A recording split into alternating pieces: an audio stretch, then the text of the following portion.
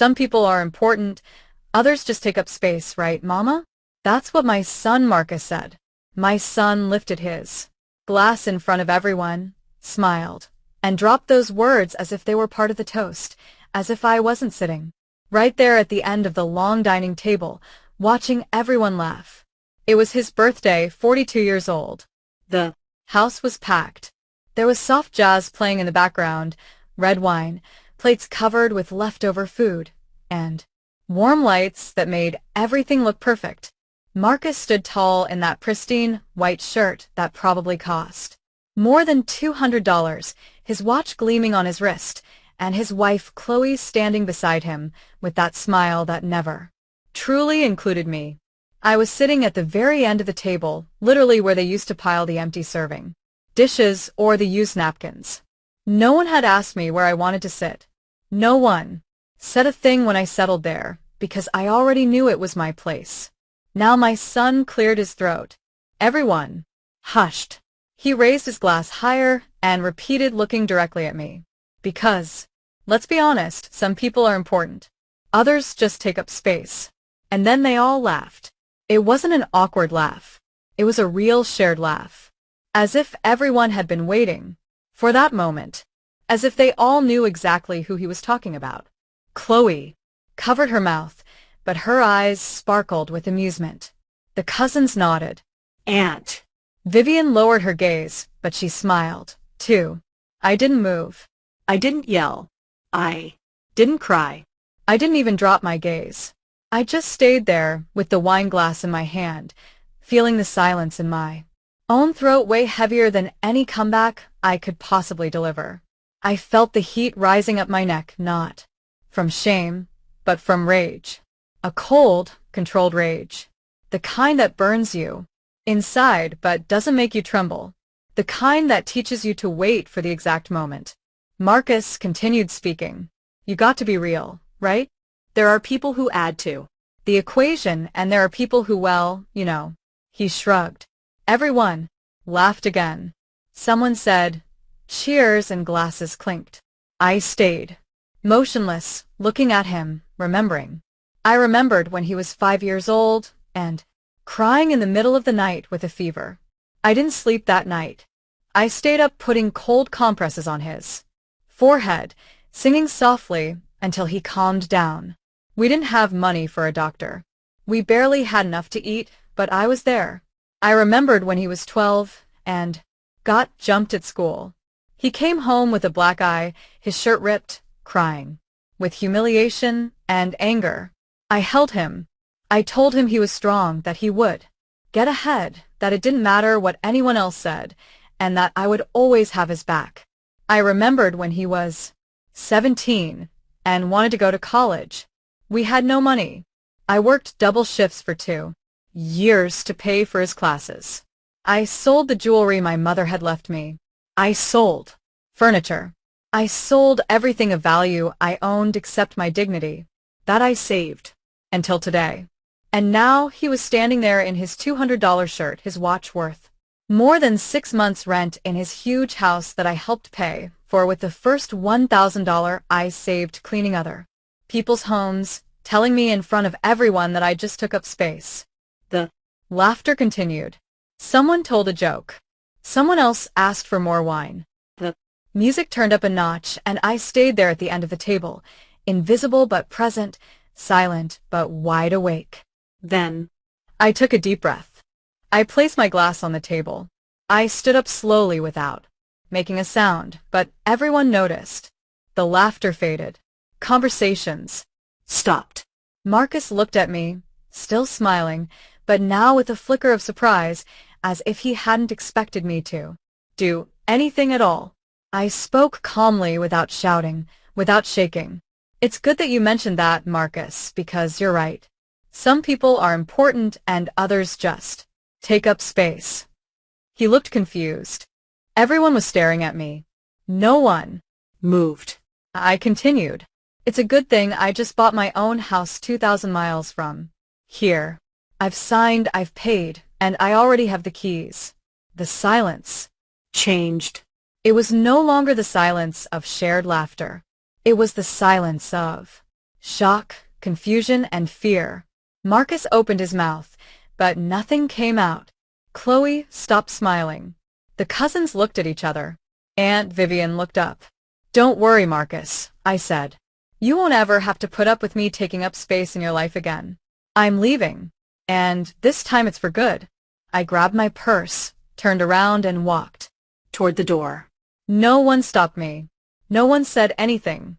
I only heard the sound of my own footsteps on the hardwood floor, and then the sound of the door closing behind me. It was cold outside, but I didn't feel a thing. Just relief, just clarity, just the certainty that I had finally done what I should have done years ago. I got into the car, started the engine, and as I drove down those streets I knew by heart, the same streets where I raised the boy who now despised me, I realized something. I hadn't just taken up space.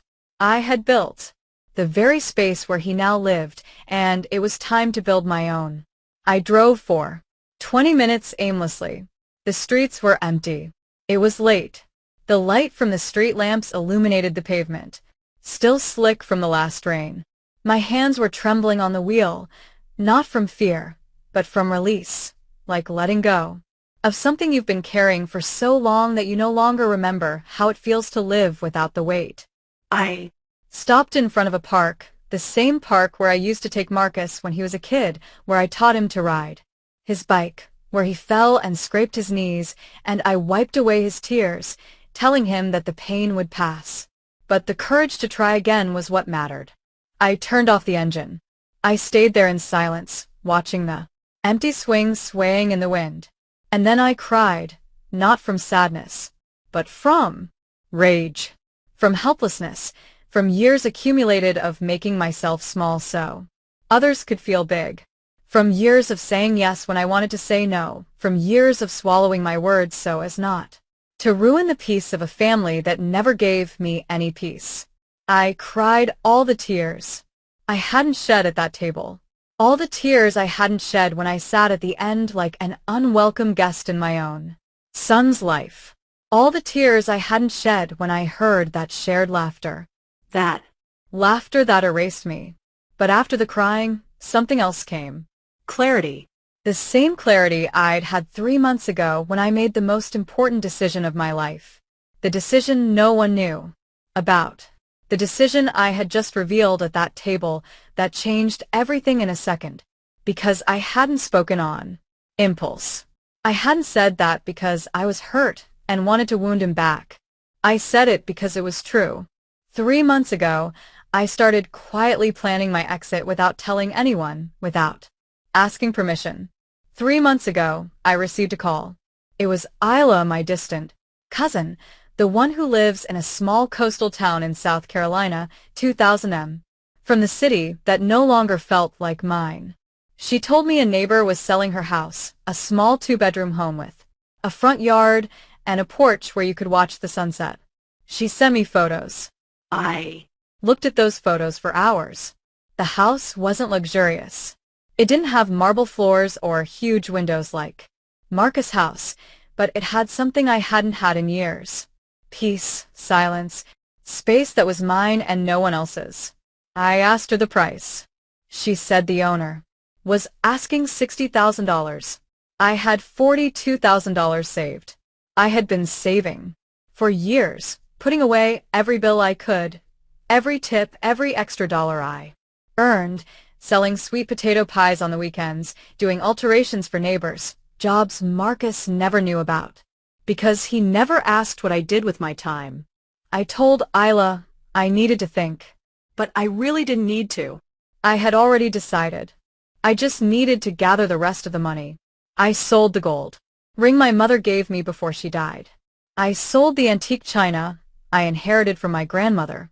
I sold old furniture I had stored in the back room of Marcus' house, the room where I slept, the room that was more of a storage unit than a bedroom. No one asked. No one noticed because to them I was invisible. And for the first time in my life that invisibility worked in my favor. In 2 months I raised the $60,000. I called Isla and told her I wanted the house. She spoke with the owner. We sign papers. I did everything online in silence at night when everyone was asleep, sitting at the kitchen table, with the light off so no one would ask what I was doing. A week ago, I received the keys in the mail. I hid them in my purse. I touched them every day just to remind myself they were real, that it wasn't a dream, that I had a place to go. And today, when Marcus said what he said, when he humiliated me in front of everyone, when he confirmed what I already knew, that to him I wasn't his mother, but a problem, a burden, something that took up space, I knew the time had come to speak, not out of revenge, but out of truth. I dried my tears and started the car again. I wasn't going back to that house. Not tonight. Maybe never again. I drove to a small hotel downtown, a simple, clean place where no one knew me. I paid for one night, went up to the room, sat on the bed, and looked at my phone. I had 12 missed calls, all from Marcus.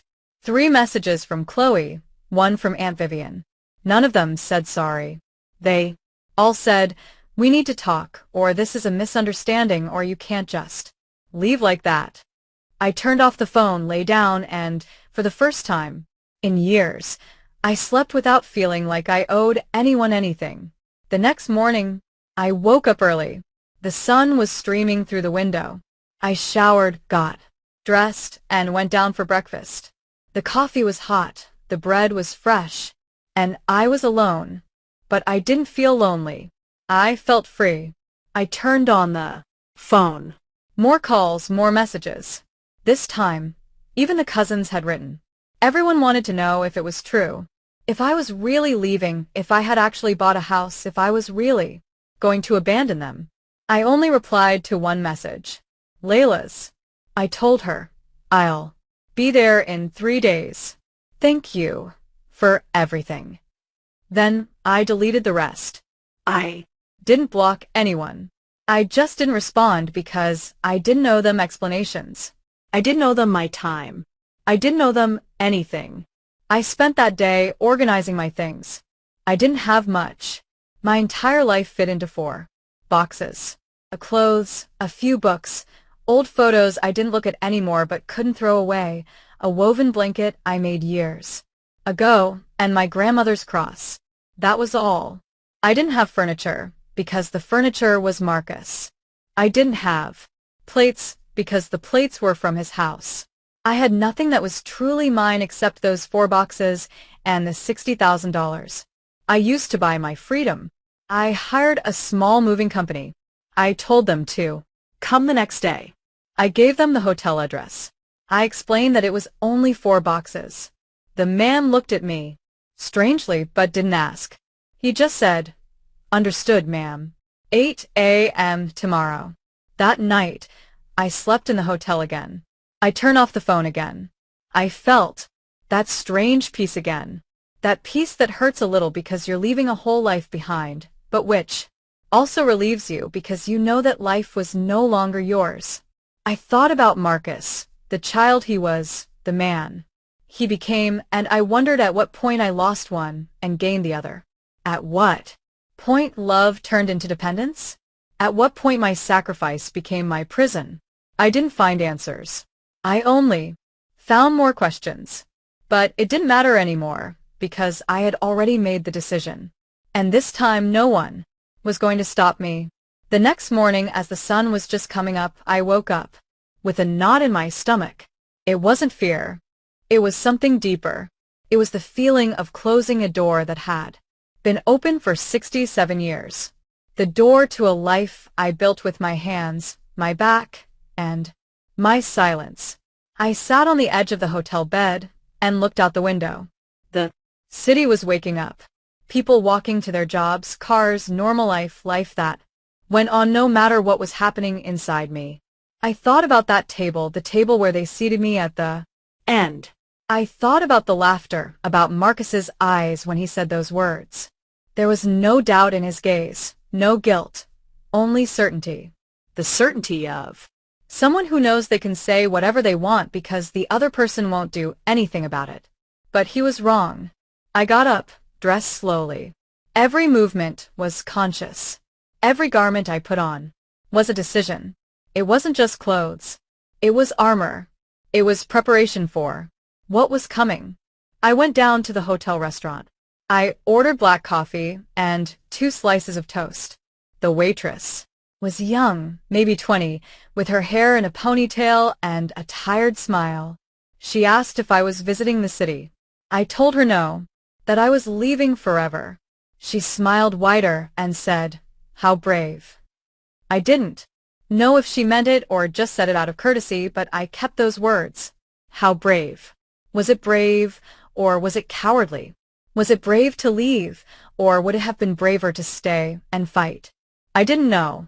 I only knew that I couldn't breathe in that house anymore, that every day I spent there made me smaller, that if I stayed one more year I would disappear completely.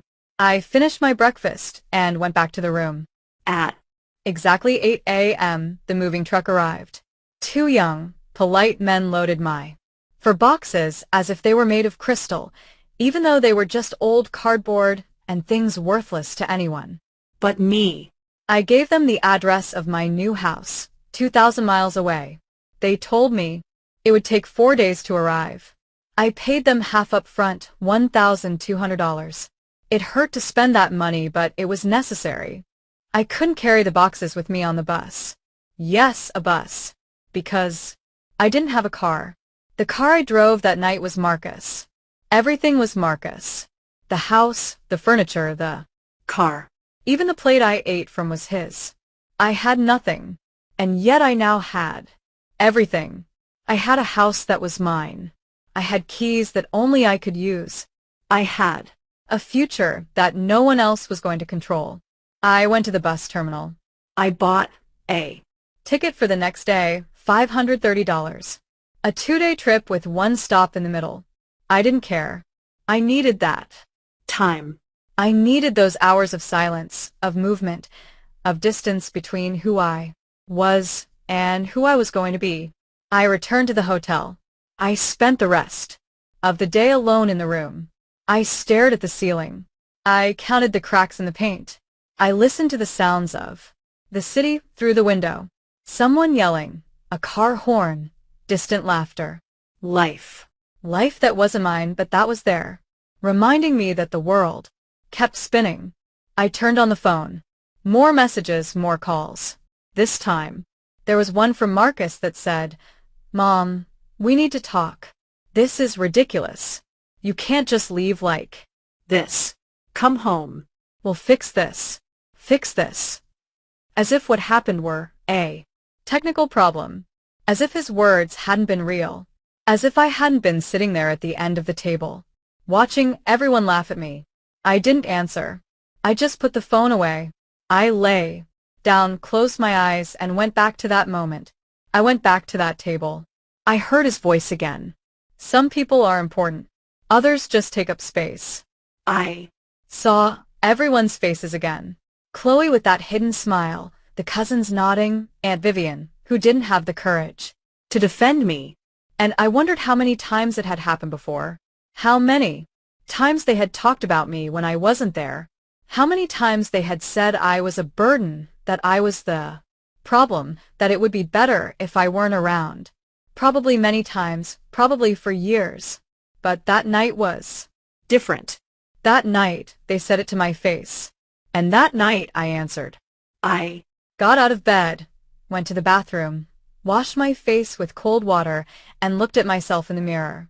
I saw a 67-year-old woman, wrinkles around her eyes, gray hair, rough hands from so much work, slumped shoulders from carrying so many burdens.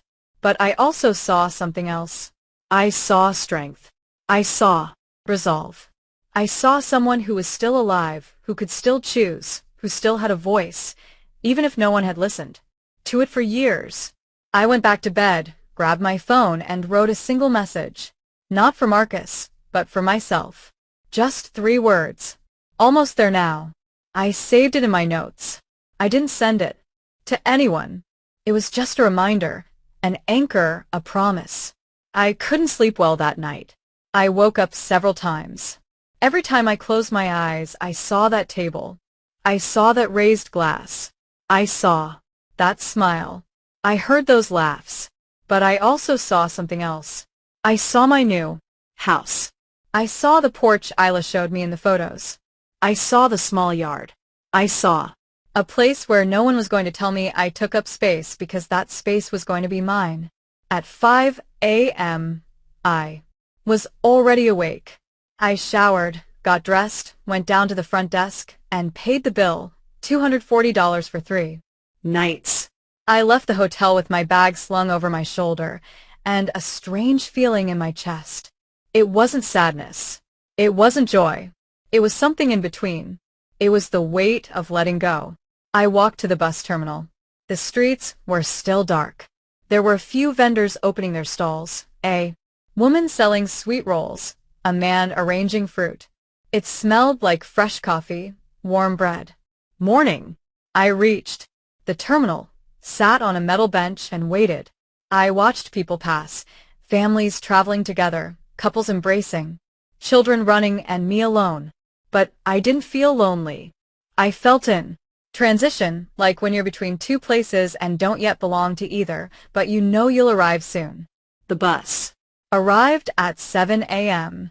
I got on, found my window seat, row 12. I put my purse on my lap, settled in, and looked out the window. The bus pulled away. And as we left the city, as the streets I knew became smaller, more distant, more blurred, I felt something I hadn't felt in years. I felt hope. Small, fragile, but real. I closed my eyes, took a deep breath, and for the first time in a long time I smiled. Not because I was happy, but because I knew I was going to be. Soon. Very soon the bus sped down the highway, and I looked out the window without really seeing anything. I just thought. I thought about how I had arrived here.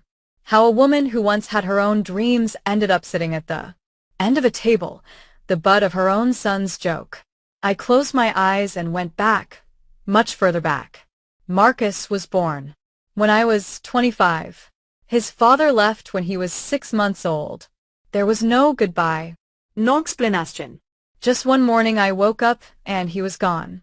He left a note on the kitchen table that said, "I can't handle this. Sorry." That was it. 27 words to end a life that was just beginning. I was left alone with a baby who cried every night. No money, no family nearby, nothing but my hands and the need to survive.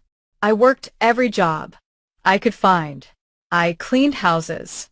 I washed other people's clothes. I babysat other women's children while mine slept in a cardboard box I'd converted into a crib because I didn't have money to buy a real one. Marcus grew up seeing that. He grew up seeing his mother leave before dawn and return after dark. He grew up eating what I could buy with the coins I collected at the end of the week. He grew up wearing clothes that other mothers threw away, which I fixed with my hands to look new. But he never lacked love. He never lacked attention. Every night, no matter how tired I was, I sat with him. I read him stories. I sang him songs. I told him he was smart. He was strong. He was going to be someone important in life. And he was. He graduated from high school with good grades. He got into college, thanks to the savings I accumulated for years. He studied business administration. He got a job at a big company. He started earning money, good money, more money than I had seen in my entire life. At first, everything was fine. He invited me out to eat. He asked how I was. He bought me small things, nothing luxurious, but things that meant he was thinking of me. I was proud.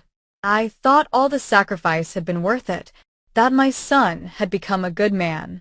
But then he met Chloe Miller, a woman from a wealthy family, college educated, with that air of superiority that is noticeable from the start. The first time I met her, she extended her hand to greet me, but she didn't look me in the eye. She looked at the old dress I was wearing. She looked at my rough hands. She looked at me the way you look at someone who isn't up to your standard. Marcus didn't notice, or he didn't want to notice. He was in love, or perhaps he was just in love with the idea of belonging to a world that had always been denied to him. The world of people. With money, with important last names, with big houses and new cars. They got married 6 months later. The wedding was expensive. Very expensive. 500 guests, a huge ballroom, imported flowers, French wine, a dress that cost more than $8,000. I helped pay, not because he asked me directly, but because he dropped comments. Mom, the wedding is so expensive. I don't know how we're going to cover everything. And I, as always, pulled out my savings. $3,000, all I had saved at the time. At the wedding, they seated me at a table in the back near the kitchen, far from the main table where Marcus was with Chloe and her parents. Someone told me it was because there wasn't enough space. I didn't say anything. I just smiled and ate in silence while I watched my son dance with his new wife, surrounded by people who had never cleaned a floor in their lives. After the wedding, things changed slowly. So slowly that I didn't realize it until it was too late. The calls became less frequent. The visits, too. When I went to their house, there was always a reason why I couldn't stay long. Mom, we have an important dinner. Mom, today isn't a good day. Mom, we're tired. Chloe stopped pretending she liked me. She started making small, sharp comments.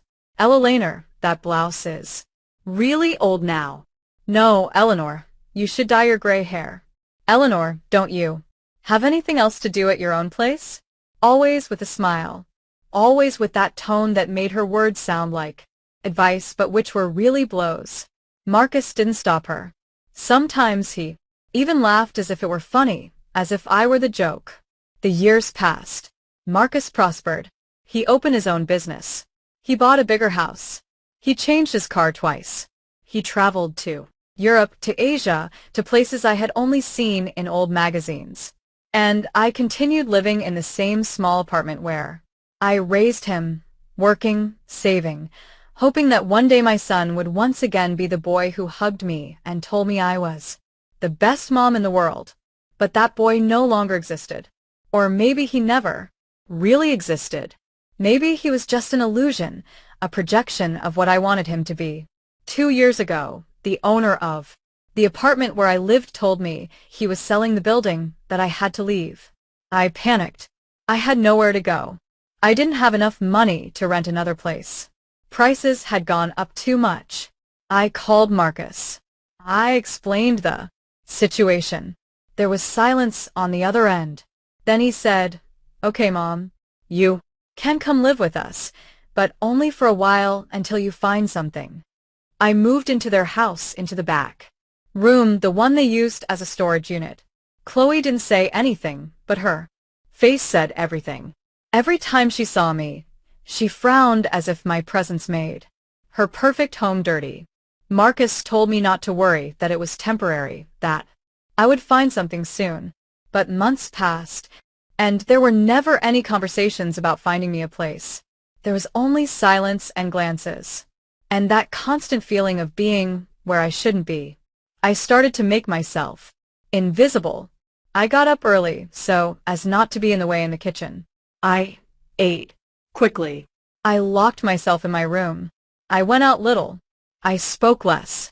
I became a ghost in my own son's house. And then came that night, that birthday night, where everything exploded, where Marcus said out loud what everyone was thinking in silence, that I just took up space.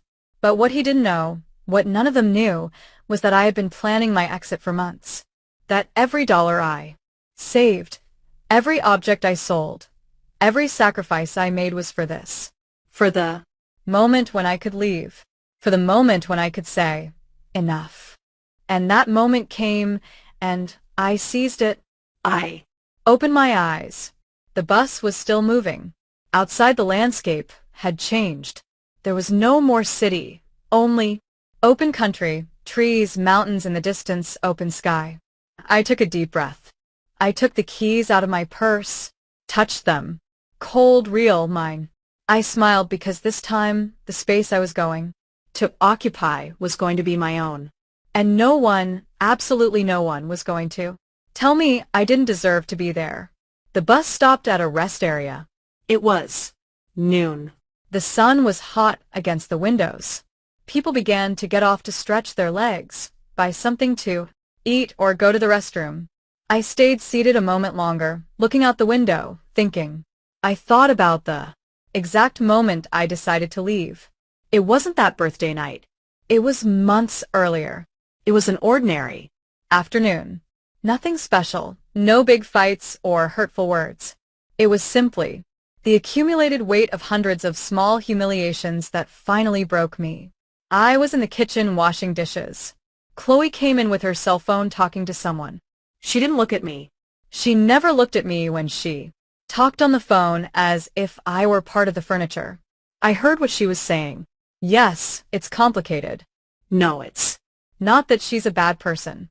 It's just, she's older. She needs things, attention, space, and we have our lives. Marcus works so much, and I do, too. We can't be looking after her all the time. Sometimes I feel like, well, it is what it is. She talked about me as if I weren't there, as if I didn't have ears, as if I weren't a human being with feelings but a problem that needed to be solved. I kept washing the dishes. I didn't say anything, but something inside me broke. Or perhaps it didn't break. Perhaps it woke up. That part of me that had been asleep for years, that part that once had dreams, plans, its own voice.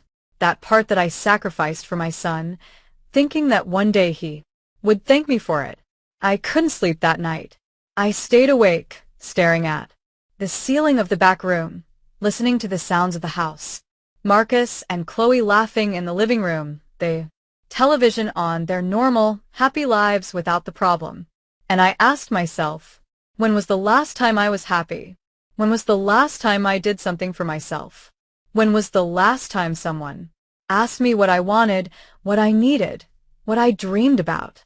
I couldn't find an answer, because so much time had passed, that I no longer even remembered what it felt like to be the owner of my own life. The next morning, I started slowly without announcing anything. I opened a new bank account, one that only I knew about. I started depositing every single penny I could save. I stopped buying unnecessary things for myself. I stopped spending money on gifts for Marcus and Chloe, which they never appreciated anyway. I saved everything. Every bill counted. Every coin was a step closer to my freedom. I started selling things. First, the easiest ones. Old clothes I didn't wear anymore, books I had read 1,000 times, small trinkets I kept out of nostalgia, but which no longer meant anything. I sold them online at secondhand markets, in neighborhood Facebook groups. No one asked, no one noticed. Then I sold more important things. My mother's ring, my grandmother's china, old furniture I had stored. Every sale hurt because they were memories. They were pieces of my history. But at the same time, every sale brought me closer to my new life. And that hurt less than staying. Weeks passed. The money grew. $42,000 was more than I had ever had at once in my entire life. I felt powerful in secret, in silence, but powerful. And then Isla called. My cousin, whom I hadn't seen in years, called because she had thought of me, because she knew I wasn't happy where I was, because mothers talk. And even though I had never told her anything directly, she knew. Women always know. She told me about the house. She sent me photos. And when I saw those images, something inside me said, that is your house. That is your place.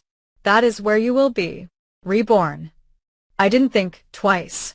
Well, I thought about it 1,000 times, but every time I thought about it, the answer was the same. Yes, I want that house. I want that life. I want that space that is mine. I spoke with Isla.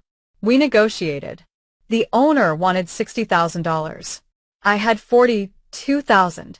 I was missing $18,000. It seemed impossible, but I had done the impossible so many times in my life that I knew I could do it again. I sold more things. Everything I had of value. An antique watch given to me by a lady I worked for years ago. A silver bracelet. A wooden chest of drawers I inherited from my aunt. I sold everything without looking back, without regret. In 2 months, I reached $60,000. I called Isla. I told her I was ready. She spoke with the owner. We signed papers, all online, all in secret, all while I was still living in that house where no one truly saw me. Marcus never asked what I was doing at night. He never asked why I spent so much time in my room. He never asked anything because to him I wasn't doing anything interesting. I just existed. I just took up space.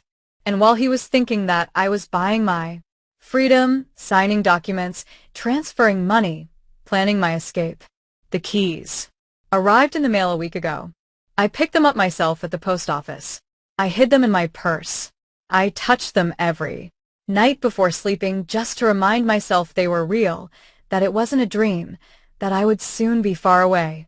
From there were difficult days, days when I thought maybe I was being selfish, that maybe I should try to talk to Marcus, explain how I felt, give him a chance to change. But then I remembered. I remembered the way he looked at me. I remembered Chloe's comments. I remembered the times they talked about me, as if I weren't there. I remembered that I was no longer his mother. I was his burden. And burdens aren't listened to. They are only tolerated until you can get rid of them. I was going to get rid of them first. Not with violence, not with shouting, but with the most powerful decision a woman can make, the decision to leave. I got off the bus, walked to the small coffee shop at the station and ordered a coffee and a sandwich. I sat at a table by the window. I ate slowly, watching people pass. Families, couples, people alone like me, all with their own stories, their own pains, their own decisions. I took out my phone and turned it on. More messages. This time, one from Aunt Vivian that said, "Eleanor, please answer. Marcus is worried. We're all worried. This isn't right. You're his mother. You can't just leave like this." I read the message 3 times, and each time I got angrier. Because no one was worried when they sat me at the end of the table. No one was worried when they treated me like I was invisible. No one was worried when I cried in silence all those nights in the back room. They were only worried now because I had left, because I took control, because I stopped being the submissive mother who accepted everything without saying a word. I didn't reply. I turned off the phone. Again. I finished my coffee. I returned to the bus. The trip continued. Hours and hours of highway, of changing landscapes, of small towns appearing and disappearing outside the window. And I sat there feeling how every mile separated me from my past and brought me closer to my future. For the first time in years, I felt like I was doing something good for myself. Not for Marcus, not for Chloe, not for anyone else, but for me, just for me. And that didn't make me selfish. It made me free. The bus reached the second rest stop as it was getting dark. We had been traveling almost all day. My body was tired, but my mind was more alert than ever. I got off to stretch my legs, bought a bottle of water, and sat down. Again. It was still several hours until we reached my final destination. I turned on the phone. I knew I shouldn't, but something inside me needed to see. I needed to know what was happening on the other side. What they were saying, what they were thinking, how they were reacting to my absence. I had 27 missed calls, 18 messages, all from Marcus, Chloe, Aunt Vivian, and the cousins. There was even one from a number I didn't recognize. I opened it. It was from Jerome, Marcus' cousin, who barely spoke to me at family gatherings. Aunt Eleanor, it said. "Is it true you left? Is the house thing true? Marcus is going crazy. He says it's a misunderstanding. That you didn't understand the toast. That you're overreacting, but I was there. I heard what he said, and I know you're not overreacting. I just wanted to tell you that." I read the message several times. It was the first one that didn't ask me to come back. The first one that didn't make me feel guilty. The first one that simply acknowledged that what happened had happened. I didn't reply, but I saved the message. Maybe. One day I would thank him. Maybe not, but in that moment I just needed to know that someone had seen the truth. Then I opened Marcus's message. It was long, too long. It said things like, "Mom, please, we need to talk. This is ridiculous. You can't make decisions like this without consulting me. You are my mother. You have responsibilities. Family problems are solved by talking, not running away." Every word hit me. But not like before. Before I would have felt guilty. I would have questioned myself. I would have convinced myself that maybe I was overreacting. Maybe it was my fault. Maybe I should go back and apologize. But not now. Now I saw the words for what they were. Manipulation, control, the desperate attempt of someone who lost power and wants to get it back. Because that's what I represented to Marcus. Power, control. Someone who was always there. Someone who always said yes. Someone who never left. And now that I was gone, he didn't know how to handle it. There was one more message. This one was more recent.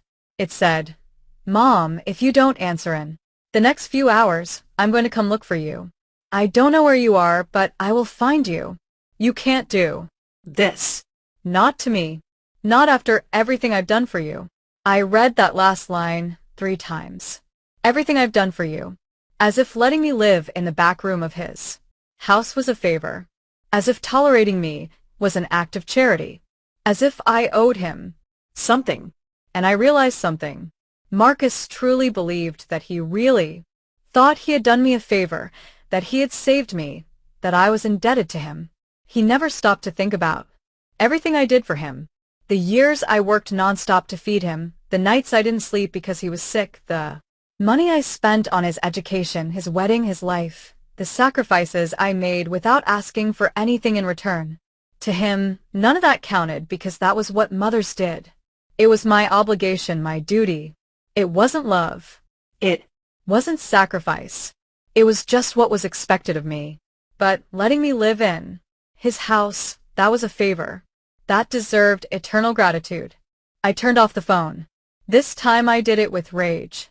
With that rage that comes from years of being invisible, from years of giving without receiving, from years of being treated as less than I was.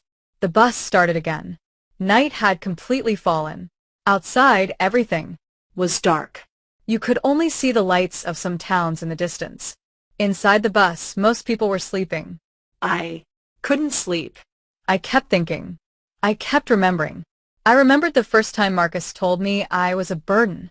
Not in those exact words, but close. It was a year ago. We were in the kitchen. I was preparing dinner. He came home from work stressed, tired. Chloe wasn't there. He sat at the table and said, "Mom, I need to talk." My heart stopped. I knew it wasn't going to be good. I sat down across from him. I waited.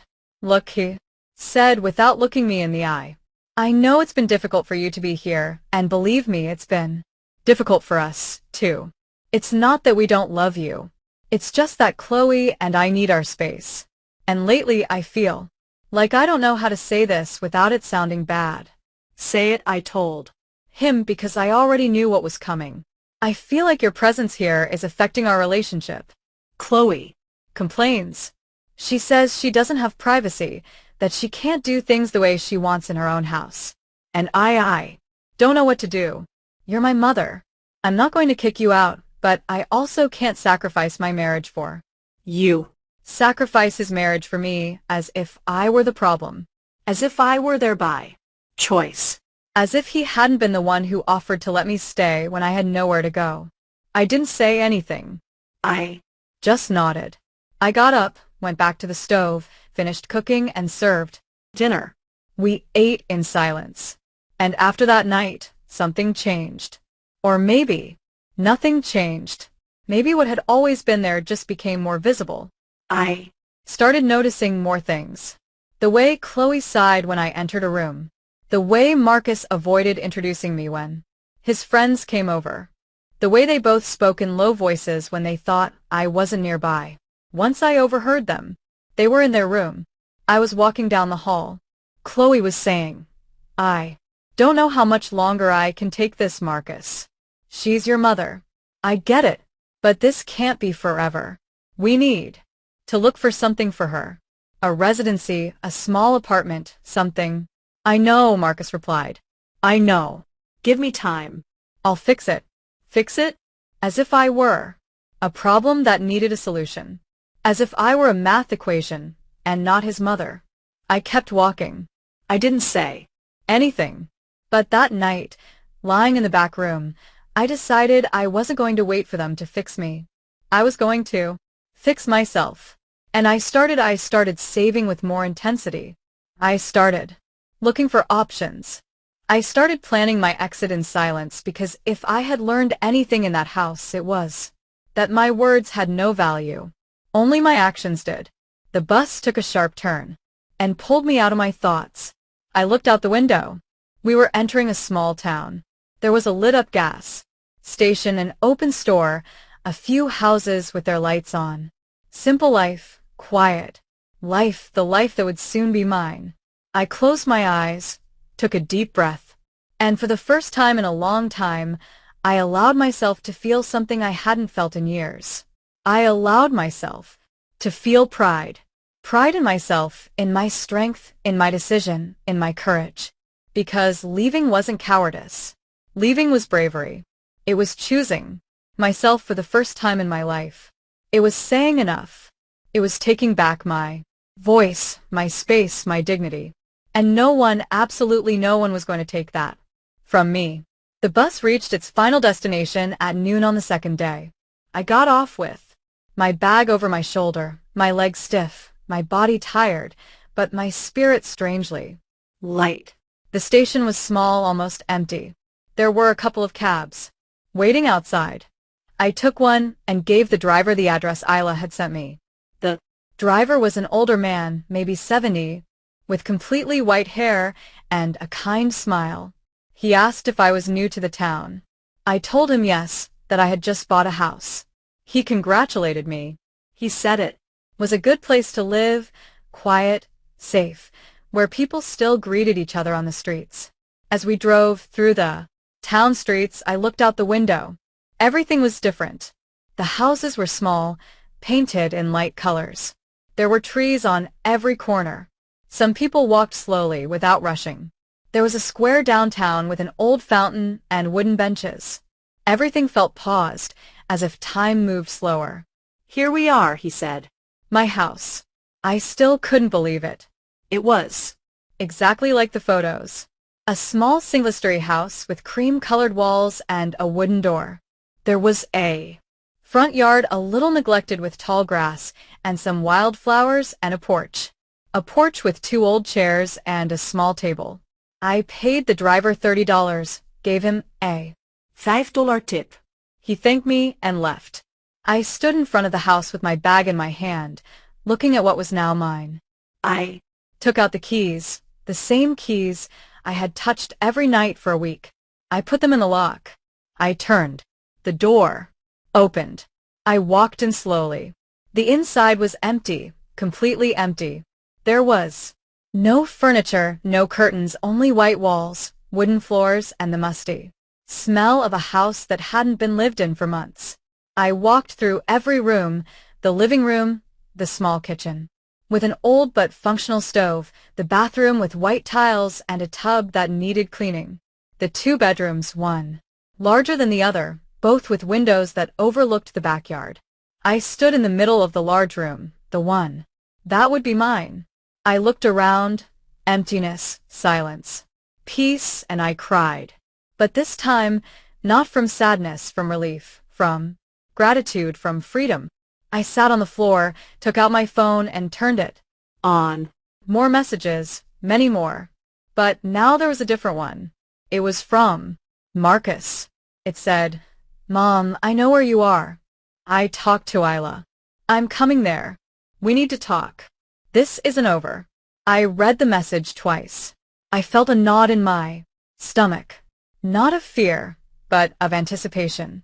Because I knew this was going to happen. I knew Marcus wasn't going to let me go that easily. Not because he loved me, but because he couldn't accept that I had made a decision without his permission. I called Isla. She answered on the second ring. Eleanor, did you get there? Yes. I'm at the house. Thank you for everything, Isla. Truly, you don't have to thank me. It's your house. You deserve it. Hey, I have to tell you something. Marcus called me an hour ago. He was furious. He demanded that I tell him where you were. I tried not to tell him, but he threatened to come anyway to search the whole town. I don't know. I got scared. I gave him the address. I'm sorry. Don't apologize. It's okay. Sooner or later he was going to find me. Better now. Are you sure? I can come over if you want, so you're not alone. No, I need to do this alone, but thank you. I hung up, took a deep breath, and looked around. This house was mine. This space was mine, and no one, not even Marcus, was going to take that from me. 2 days passed. 2 days in which I cleaned the house from top to bottom, in which I bought the bare necessities. A mattress, 2 sheets, a pot, 2 plates, a glass. I didn't need more. For now, that was enough. I slept on the floor the first night, on the mattress the second. Both nights were the best I'd had in years because the silence was mine, because no one was tolerating me, because I was in my own space. And then, on the afternoon of the 3rd day, I heard a car stop outside.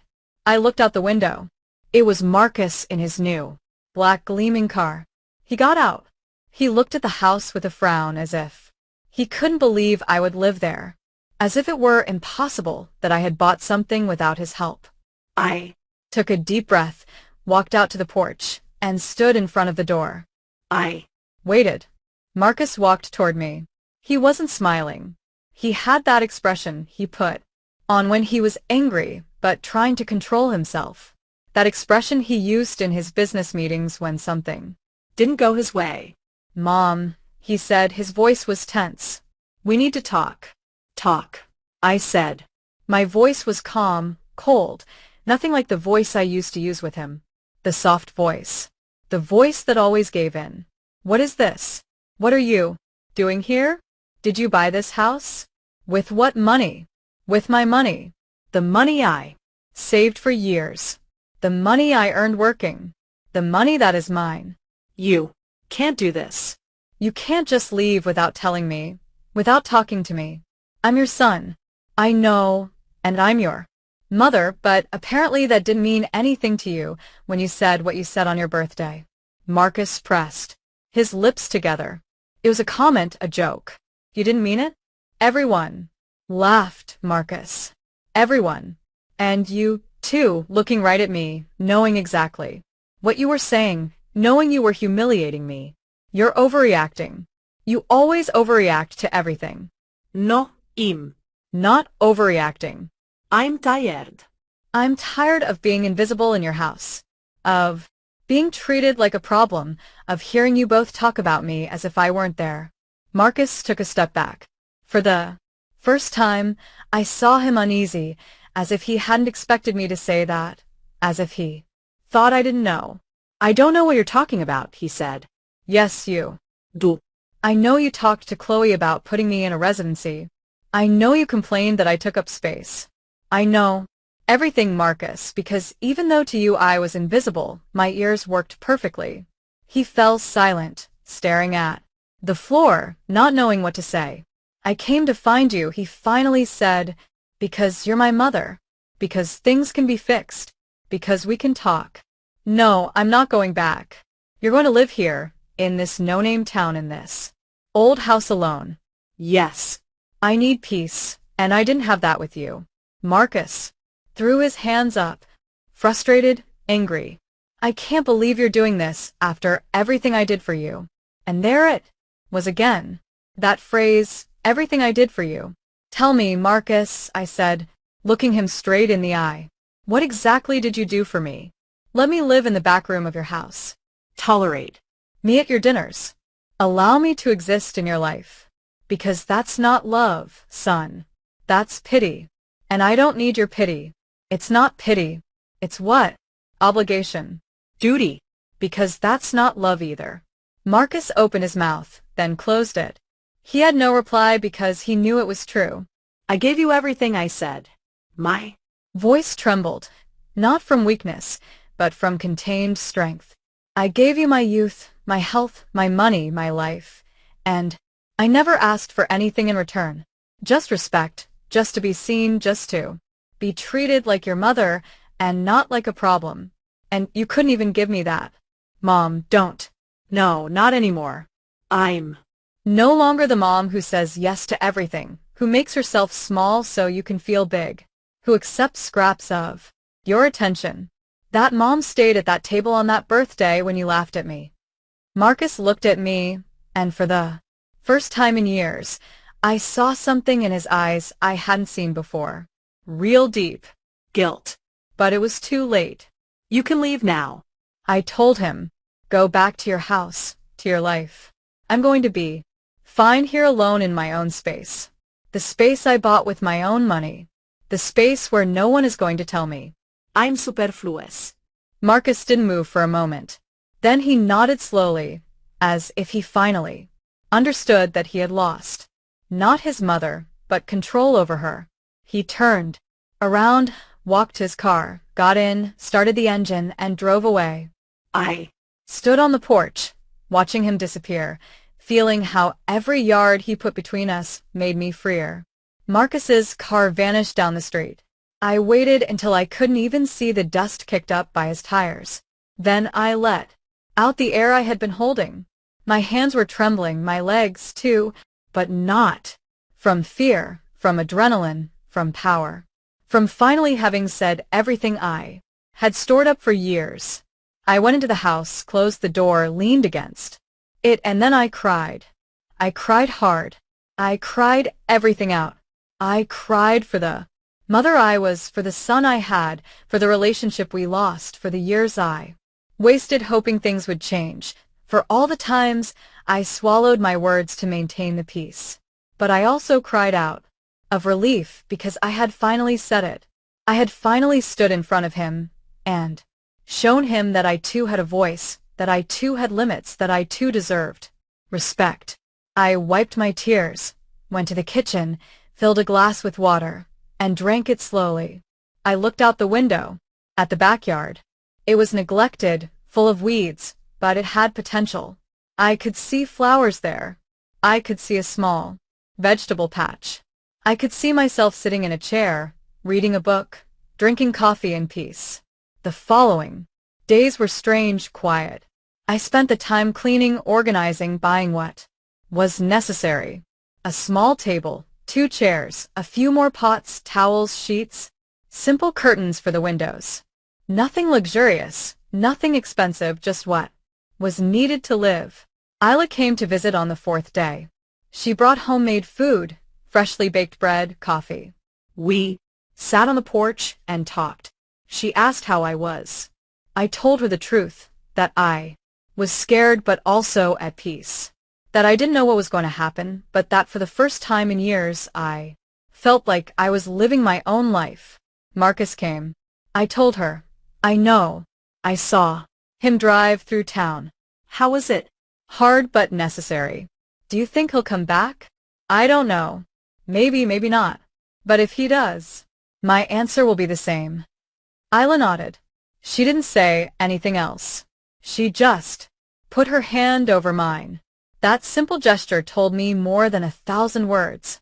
It told me I wasn't alone, that I had someone on my side, that I had made the right decision. A week passed, then 2. Life began to take shape. I woke up early. I drank coffee on the porch, watching the sunrise. I slowly cleaned the yard, pulling out weeds, planting some flowers I bought at the town market. I wasn't in a hurry.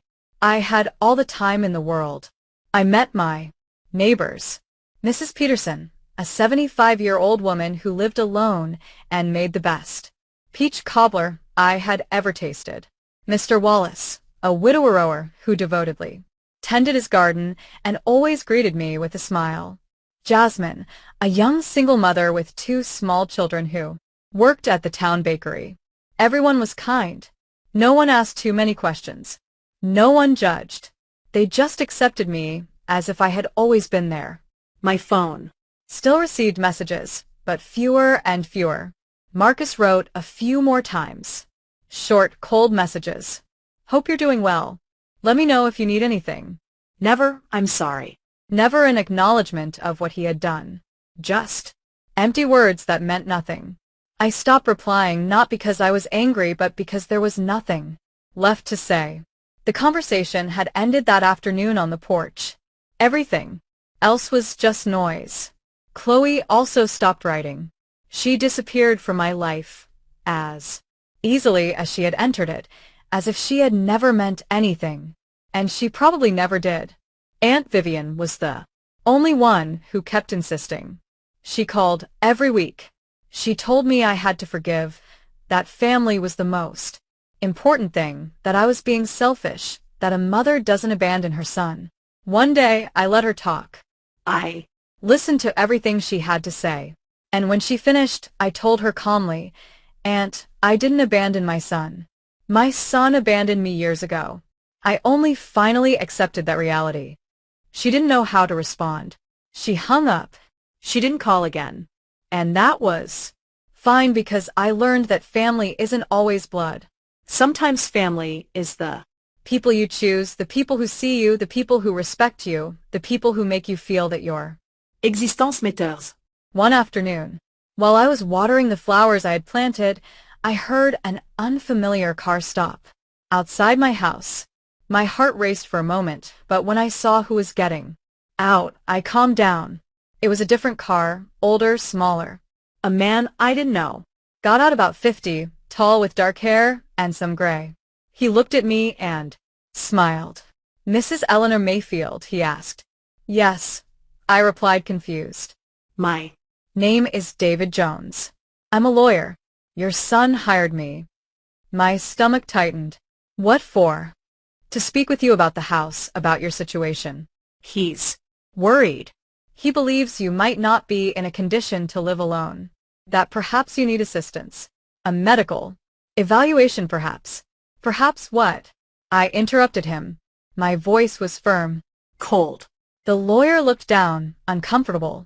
Perhaps legal assistance to determine if you are fit to make decisions for yourself. I understood immediately. Marcus hadn't come looking for me. Because he loved me. He had come to evaluate me, to see if he could use my age, my loneliness, my decision to leave, as proof that I wasn't mentally sound, as proof that he needed to make decisions for me. He wanted to take away my house, my freedom, my voice.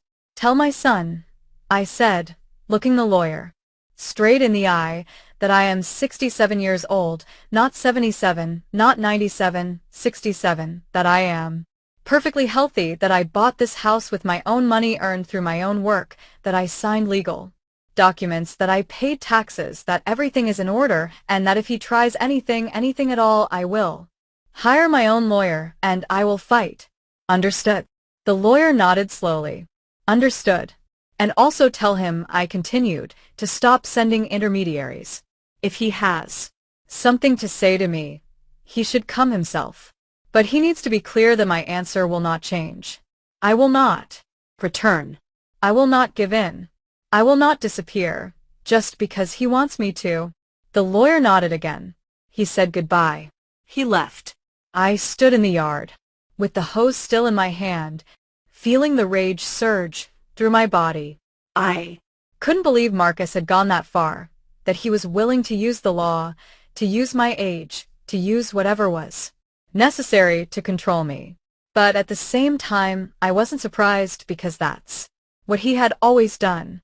Control me, decide for me, make me feel like I was nothing without him.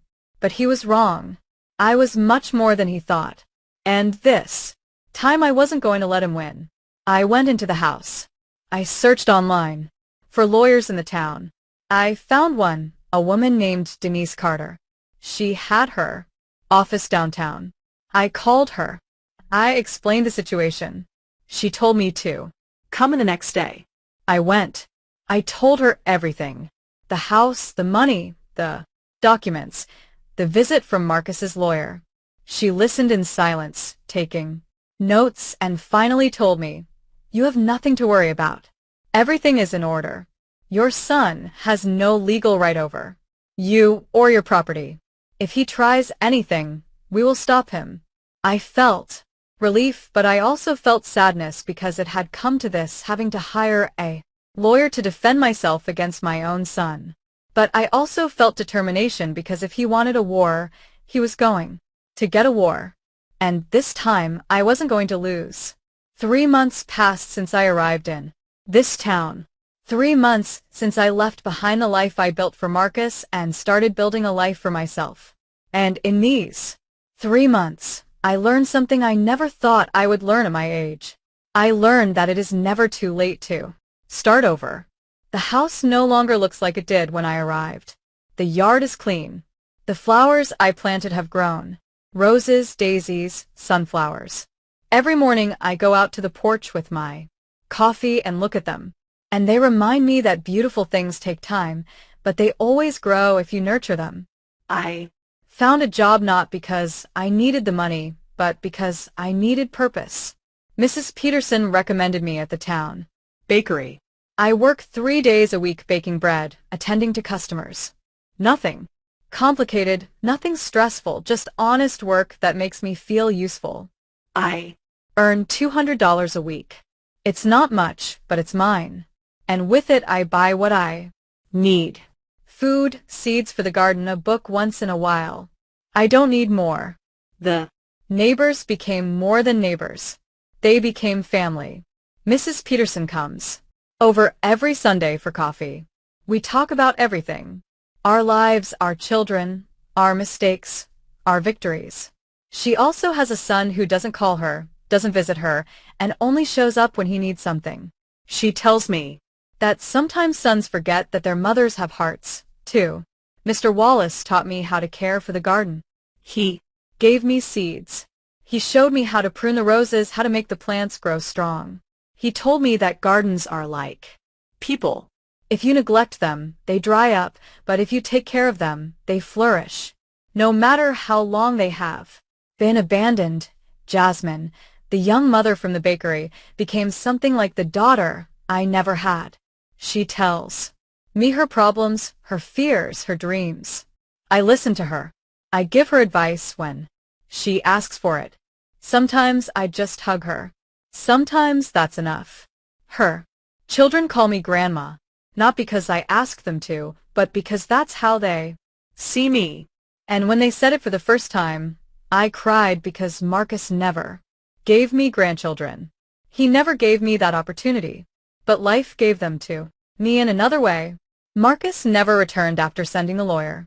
He wrote a few more messages, cold, distant, never saying what he really thought, never admitting what he had done, just maintaining minimal communication, as if that fulfilled his duty as a son. I stopped replying, not because I was angry, but because there was nothing left to say. The conversation had ended that afternoon on the porch. Everything else was just noise. Chloe also stopped writing. She disappeared from my life as easily as she had entered it, as if she had never meant anything. And she probably never did. Aunt Vivian was the only one who kept pressing. She called me every week. She told me I had to forgive, that family was the most important thing, that I was being selfish, that a mother doesn't abandon her son. One day, I let her speak. I listened to everything she had to say. And when she finished, I told her calmly, "Aunt, I didn't abandon my son. My son abandoned me years ago." I only finally accepted that reality. She didn't know how to respond. She hung up. She didn't call again, and that was fine because I learned that family isn't always blood. Sometimes family is the people you choose, the people who see you, the people who respect you, the people who make you feel that your existence matters. One afternoon while I was watering the garden, I saw an unfamiliar car stop in front of my house. My heart raced for a moment, but when I saw who was getting out, I relaxed. It was Jerome, Marcus's cousin, the one who had sent me that message. He walked toward me with his hands in his pockets. He looked awkward, but also determined. Aunt Eleanor, he said, I hope I'm not bothering you. You're not bothering me? What are you doing here? I came to apologize for not saying anything that night, for staying quiet when Marcus said what he said, for being a coward. I looked at him. I saw sincerity in his eyes. I saw real remorse. You don't have to apologize, I told him. It wasn't your responsibility to defend me. Yes, it was. You're my aunt, and what happened was wrong. We all knew it, but no one did anything, and that makes us accomplices. We sat on the porch. We talked for hours. He told me that after I left, there was a big fight in the family, that some were on my side, that others defended Marcus, that the family had divided. He told me Marcus kept insisting that I had overreacted, that I had been too dramatic, that I was being ridiculous, but that fewer and fewer people believed him. People are starting to see who he really is, Jerome told me, and they don't like what they see. I didn't feel satisfaction hearing that. I only felt sadness because Marcus was my son, and even though he had hurt me, even though he had humiliated me, even though he had tried to control me, a part of me still loved him. A part of me still remembered the boy he was. But that boy no longer existed, and I had to accept it. Jerome left before nightfall. He hugged me before he left. He told me that if I ever needed anything to call him. I thanked him, knowing I probably never would, but appreciating the gesture all the same. Days turned into weeks, weeks into months, and my new life became my normal life. I no longer thought about Marcus every day. I no longer checked my phone expecting a message. I no longer felt that weight in my chest every time. I remembered that night. I started sleeping better, eating better, laughing more, feeling like my body was mine. Again, that my time was mine, that my life was mine. One morning as I was drinking coffee on the porch, I saw something on the ground. It was an envelope. Someone had left it there. During the night, I picked it up. It had no return address, just my name written by hand. I opened it. Inside was a letter. It was from Marcus. Mom, it said, I don't know how to start. I've tried to write this letter 1,000 times. Every time I tear it up, because I can't find the right words. But today I decided that it doesn't matter if the words are right. It only matters that they are honest. You were right about everything. I treated you badly. I made you feel invisible. I made you feel like you didn't matter. And the worst part is that I did it consciously. I did it because it was easier. Because accepting that I was hurting you meant having to change. And I didn't want to change. I wanted you to be the one to change, the one to adapt, the one to disappear. I don't expect you to forgive me. I don't expect you to come back. I only hope you know that I regret it, and that I'm going to have to live with that for the rest of my life. I love you, even though I didn't know how to show it. Marcus, I read the letter 3 times. I felt many things, sadness, relief, rage, compassion, all at the same time. But I didn't feel the urge to return. I didn't feel the urge to forgive immediately, because apologies are important, but they don't erase the damage. They don't give back lost time. They don't heal wounds overnight. I saved the letter. Maybe one day I would respond. Maybe not. But for now, I just needed to keep living, keep healing, keep being me. I finished my coffee. I looked at the garden. The flowers sparkled in the morning sun. The birds were singing. The wind gently rustled the leaves. And I felt something I hadn't felt in years. I felt that I was exactly where I should be, doing exactly what I should be doing, being exactly who I should be. Not in someone else's space, but in my own space. The space I bought with my sacrifice, my strength, and my decision to choose myself. And that space wasn't small. It wasn't insignificant. It wasn't something extra. It was mine. It was enough. It was everything. I got up, watered the flowers, greeted Mrs. Peterson, who was walking down the street, prepared breakfast, and opened the windows to let in the fresh air. And as I did all these simple things, I thought of something. I thought that perhaps this was the real victory. Not. Marcus's letter, not the apology, but this. This quiet life, this peace that didn't need permission, this freedom that didn't depend on anyone else. I, Eleanor Mayfield, at 67 years old, had finally found my place. And I was never ever going to let anyone tell me again that I just took up space because now I knew the truth. I didn't take up space. I created space, and that space was sacred.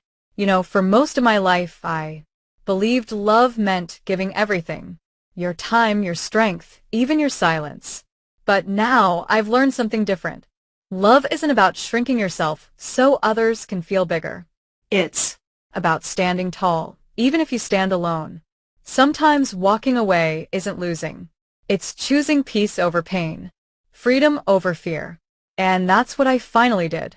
If you agree with me and enjoyed my story, show it by sending a like. Let's see how many of us feel the Same. I'm curious. What city and what time are you listening from? Write it in the comments. And if you'd like to support my journey, you can send me a small donation. Thank you for listening and sharing your precious time with me. For more life stories like this, check out other videos on my channel and Subscribe. on the screen, you'll see 2 new stories I'm sure you'll love. Click one and start listening now. With love.